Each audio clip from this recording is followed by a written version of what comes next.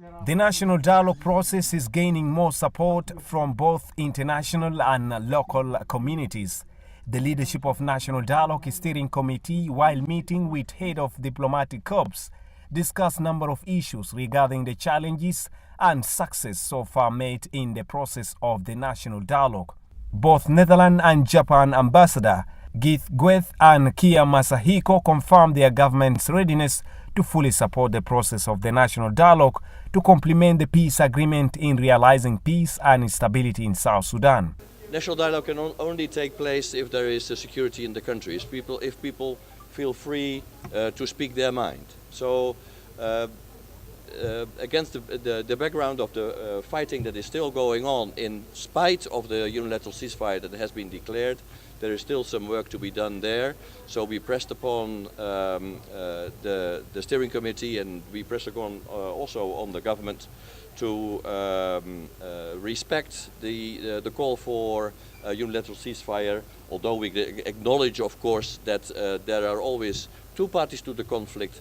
So that call is not only addressed to the government but also to the other armed groups, that they cease fire so that the national dialogue can take place. Now, the national dialogue, the political space of the national dialogue is here. So it is. I would like to call on all the South Sudanese. My hope is that both the government, opposition, and all the South Sudanese will get together to bring about peace in South Sudan. While a special representative of African Union Commission, Ambassador Jerome Bissower, says African Union is working hard to encourage other armed groups to join national dialogue process. Calling upon those who are outside there to join the national dialogue. Calling those who are holding arms to cease and come and join this process.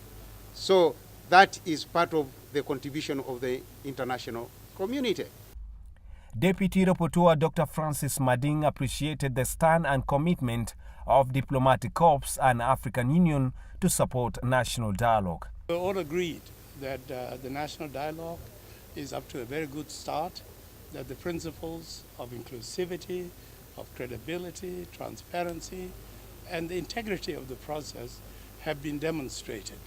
And leadership certainly wants to end the conflict, and that therefore there's a need for uniting our hands, both nationally and internationally, regionally and internationally, to strengthen the process. A national dialogue is the only best way to talk. Negotiated peace agreement is good, but it will leave out a large majority of South Sudanese. It will only be negotiated between parties.